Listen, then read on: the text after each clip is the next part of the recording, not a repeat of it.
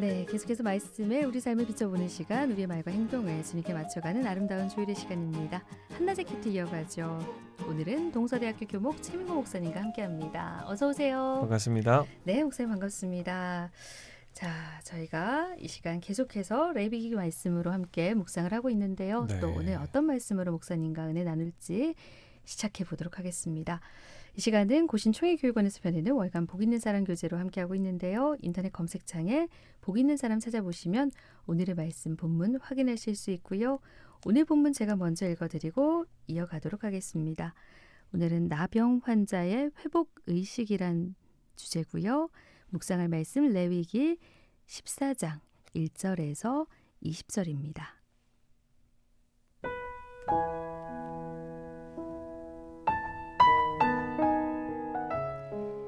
여호와께서 모세에게 말씀하여 이르시되 나병 환자가 정결하게 되는 날의 규례는 이러하니 곧 그 사람을 제사장에게로 데려갈 것이요 제사장은 진영에서 나가 진찰할지니 그 환자에게 있던 나병 환부가 나았으면 제사장은 그 정결함을 받을 자를 위하여 명령하여 살아있는 정결한 새 2마리와 백향목과 홍색 실과 우슬초를 가져오게 하고 제사장은 또 명령하여 그 새 하나는 흐르는 물 위 질그릇 안에서 잡게 하고 다른 새는 산채로 가져다가 백향목과 홍색 실과 우슬초와 함께 가져다가 흐르는 물 위에서 잡은 새의 피를 찍어 나병에서 정결함을 받을 자에게 7번 뿌려 정하다 하고 그 살아있는 새는 들에 놓을지며 정결함은 받은 자는 그의 옷을 빨고 모든 털을 밀고 물로 몸을 씻을 것이라.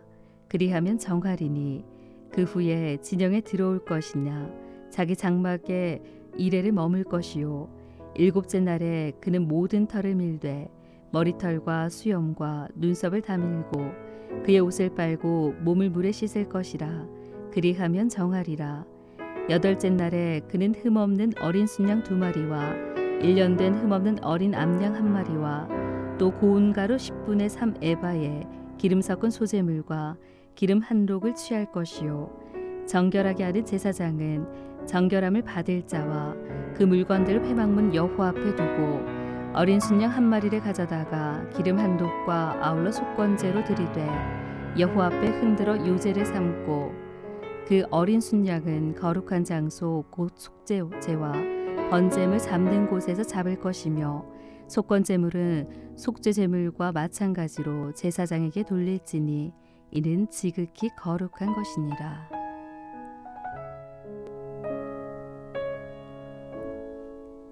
네, 오늘 묵상 노트 나병 환자가 완수되는 것은 하나님의 특별한 은혜의 결과로 생각했기에 속건제물을 통해 하나님의 언약 백성으로 완전히 회복시켰습니다. 네, 이렇게 오늘 말씀이 나와 있습니다. 네. 오늘 20절 말씀까지였는데 13절 말씀까지 함께 낭독을 했고요. 자, 어떤 말씀인지 좀 살펴보면서 묵상해 보도록 하겠습니다. 오늘 말씀은 이제 맨 처음에 2절에 나오는 것처럼 나병 환자가 정결하게 되는 날의 규례죠. 네. 전체적으로 이제 그런 이야기를 하고 있는데 그래서 그 이제 레위기 이 당시에 사실 이제 나병 환자에 대한 이런 이제 그 어떤 뭐 진찰 그리고 뭐 처리법이라고 할까요? 이런 것들을 기록을 했다는 게 참 놀라워요. 여기도 보면 이제 먼저 어떻게 하라 그러냐면 제사장이 이제 진찰하라. 제사장에게 환자가 그러니까 환자를 지금 일정량 이제 격리시키고 나서 이제 정결하냐 안 하냐를 다시 판단할 때 제사장에 데려가서 제사장이 진찰을 하도록 했단 말이죠. 네. 이제 제사장이 이때 당시에는 지금의 의사 역할을 한 거죠. 네. 진찰을 하고 나았다고 판단이 되면 이제 정결 의식을 치르고 그리고 뭐 이렇게 새 잡아서 피도 뿌리고 뭐 이런 얘기를 하면서 그러면서도 8절에 가서 보시면 정결함을 받는 자는 그의 옷을 빨고 모든 털을 밀고 물로 몸을 완전히 씻고 그리고 이제 그 진영에 들어오도록 그렇게 얘기를 하면서 뭐 일정 기간 또 이렇게 장막 밖에 머물다가 들어올 수 있도록 이렇게 했습니다. 그러니까 절차가 굉장히 생각보다 까다로워요. 네. 들어오는 절차가.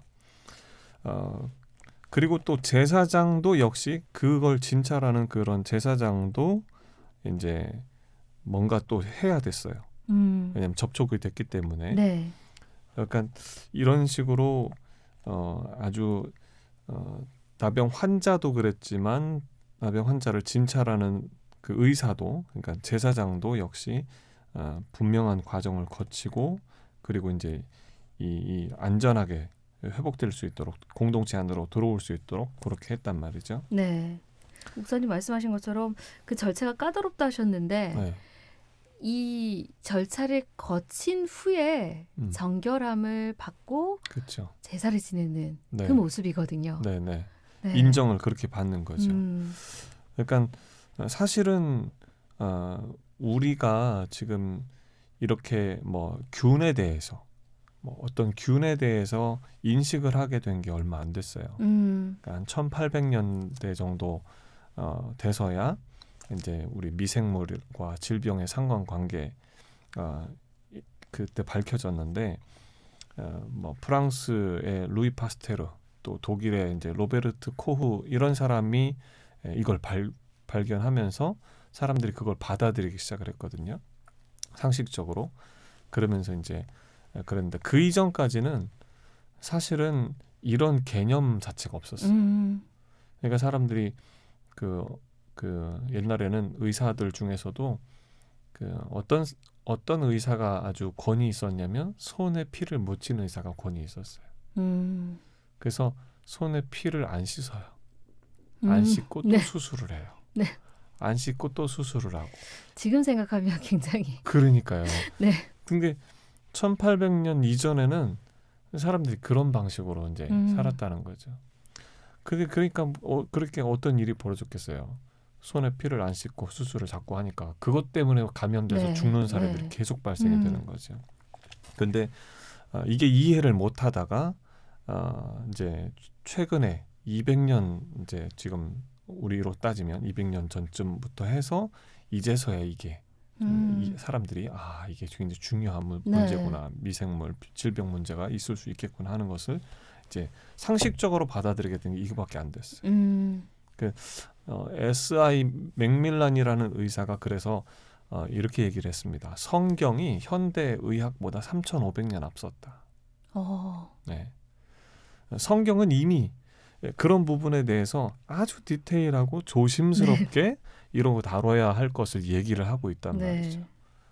진영에 그냥 들어올 수 없게끔 그렇죠. 네. 정말 까다롭게 이렇게 적어놨는데 이 레위기 말씀을 계속 묵상하면서 특히 이번 주에 이렇게 말씀을 보면서는 와 정말 구체적으로 말씀을 하셨다. 그렇죠. 그 시대를 좀 앞서가서 네. 이런 마음들 계속 들더라고요. 네. 그냥 뭐 하나님은 정확하신 분이죠.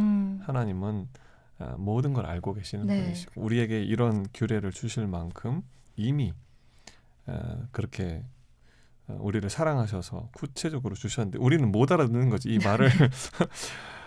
말하자면 지금 뭐 3,500년 동안 못 알아들었던 거예요. 네. 이제 과학이 조금 발전되고 나니까 그걸 통해서 보니까 이게 성경이 보통 이야기가 아니구나 하는 걸 이제야 알게 되는 거죠. 네, 말씀하신 것처럼 그 나병에 걸린 사람뿐만 아니라 그 나병을 치료하기 위해서 접촉한 제사장까지도 철저하게 이렇게 깨끗함을 그렇죠. 뭐라고 해야 되는가 정결 예식을 치러야 된다라는 거는 그만큼 이 부분이 중요하다라는 말씀을 맞습니다. 하시는 건데 이걸 몰랐던 거네요. 그런데 이제 저희는 지금 오늘을 살고 있으니까 이게 굉장히 감염에 대한 위험이 높다라는 거를 인식하고 있지만 그 이전에는 정말 목사님 말씀처럼 이런 거에 대한 개념 자체가 없었기 때문에 그냥 살았겠네요. 그렇지만 성경은 정확하게 우리에게 말씀하고 있으시다는 것 오늘 또 한번 보게 됩니다. 이렇게 이 과정들을 철저히 거쳐서 이제 이제 회복이 인정이 되고 그리고 나서 이제 공동체 안으로 들어올 수 있도록 그렇게 이제 하는 거죠. 그러니까 여기서 제사라고 하는 것은 하나님 앞에서 인정받을 수 있는 사람이 되었다라고 이제 보는 그런 어떤 뭐 절차 중에 하나인 것이고요. 네. 그리고 이제 공동체 안으로 들어오는 게 중요하죠. 그래서 이제 하나님의 백성으로 다시 받아들여지는 거. 그런 앞에 절차들을 통해서 하나님의 백성으로 다시 들어올 수 있도록 그렇게 이제 했던 거죠. 그러니까 어떤 면에서 또 이제 공동체를 지키기 위한 방편이기도 네. 했고, 또 개인도 우리 코로나 때문에 사실은 이제 그런 경험들을 했잖아요. 네. 이 공동체를 위해서 본인이 걸렸을 때 철저하게 격리하는 거, 이런 거 이제 경험을 해보면서 여기서 이제 그대로 그런 부분들을 보여주는 거죠. 네. 저희가 화요일, 수요일 말씀 나눌 때 네. 그 박성희 목사님께서 이제 나병을 얘기하시면서 회복을 말씀을 하시더라고요. 네. 근데 오늘 정말 이 회복된 모습을 볼 때 그 회복이 그냥 거저 내가 깨끗하게 이렇게 정결 예식을 통해서 이렇게 회복되는 그 나에 의해서 회복이 된다라는 그 의미가 아니라 하나님께서 이런 모든 과정들을 통해서 회복을 시켜주시는 네. 그런 의미가 또 담겨 있는 것 같네요. 그렇죠. 예. 예. 하나님이 하나님의 자녀가 회복되길 원하시죠. 그래서 이런 절차들을 쭉 이렇게 만들어 놓으셨고, 또 제사장을 통해서 진찰도 하게 하시고, 그러면서 이제 회복될 수 있는, 공동체 안으로 들어올 수 있는 네. 그런 길을 이제 마련해 놓으신 거죠. 사실 이렇게 보면은 우리가 성경을 열심히 읽어야 할 이유가 여기 있지 않나 그런 생각을 해요. 네. 진작에 좀 열심히 읽고 여기 이해가 됐으면 그죠? 뭐 현대 의학이 뭐 더 많은 것들을 우리가 누릴 수 있는 것들이 있었을 텐데, 네. 어리석게도 200년 정도밖에 지금 우리가 이거를 모른다고 하는 게 참 안타까운 일이죠. 네. 네. 그리고 오늘 이 말씀을 통해서 드는 마음이 하나님께서는 공동체를 소중히 생각하셨다라는 네, 그것 맞습니다. 또한 알 수 있을 것 같아요. 맞습니다. 예. 나 하나 회복하는 게 중요한 게 아니라 그렇죠. 접촉한 그 사람도 맞습니다. 또 다른 접촉을 나오면 이제 공동체가 무너질 수도 있고 그렇죠. 위협이 될 수 있는 그런 네, 상황에서 철저히 이렇게 네.